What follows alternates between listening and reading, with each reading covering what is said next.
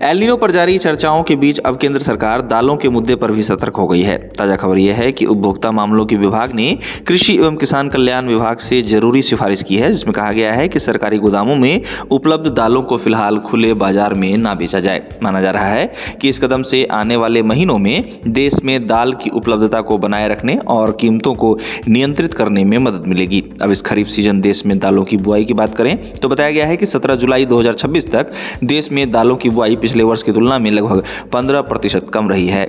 साथ ही बताया गया है कि इस तारीख तक देश में 6.92 मिलियन हेक्टेयर क्षेत्र में ही दालों की बुआई हो सकी है। अधिकारियों का कहना है कि इस खरीफ सीजन कम बारिश का असर बुआई पर देखने को मिला है। इसके अलावा कहा यह भी जा रहा है कि सितंबर के महीने में एल नीनो की संभावना को देखते हुए खरीफ के साथ साथ आगामी रबी सीजन पर भी इसका असर पड़ने की आशंका है। ऐसे में सलाह दी जा रही है कि उत्पादन की स्थिति स्पष्ट न होने तक दालों के बफर स्टॉक को खुले बाजार में बिक्री के लिए ना उतारा जाए। अब अगर इसकी बात की जाए कि सरकार के पास इस समय कितना दाल का बफर स्टॉक है, तो सामने आए आंकड़ों के मुताबिक सरकार के पास वर्तमान में लगभग 40 लाख टन दालों का बफर स्टॉक है, जहां इसमें करीब 20 लाख टन चना और 7 से 8 लाख टन अरहर होने की बात कही गई है।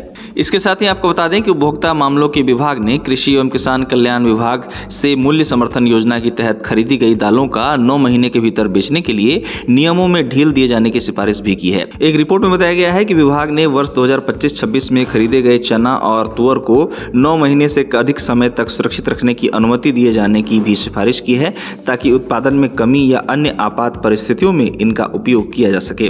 गौरतलब है कि भारत अपनी दाल की खपत को पूरा करने के लिए दुनिया के कई देशों से दाल का आयात भी करता है। इन देशों में कनाडा, म्यांमार और ऑस्ट्रेलिया जैसे देशों का नाम शामिल है। भारत ने दाल के क्षेत्र में आत्मनिर्भर बनने के लिए दलहन आत्मनिर्भरता मिशन का भी शुभारंभ किया है। अब इसको आगे बढ़ाने की कवायद शुरू हो चुकी है, जहां इस मिशन के तहत 2030-31 तक दाल उत्पादन में 12.7% की वृद्धि के लिए कमर कस ली गई है। बीते वर्षों में यह देखा गया है कि दाल की खपत में वृद्धि हुई है और इससे आयात में भी तेजी आई है। बता दें कि दाल उत्पादन में वृद्धि करने के उद्देश्य से लाई गई दलहन आत्मनिर्भरता मिशन का उद्देश्य देश में दाल के उत्पादन को 24.2 मिलियन टन से बढ़ाकर 35 मिलियन टन करना है। अब भारत के सालाना दाल खपत की बात की जाए तो ये लगभग 31 से 32 मिलियन टन बताई जाती है। भारत में प्रति व्यक्ति दाल की उपलब्धता और खपत लगभग 16 से 17 किलोग्राम प्रति वर्ष के आसपास है। आपको बता दें कि वित्त वर्ष 2025 के लिए भारत का दालों का आयात बिल $5 अरब के पार पहुंच गया। इस तरह भारत सालाना लगभग 60 लाख टन दालों का आयात करता है।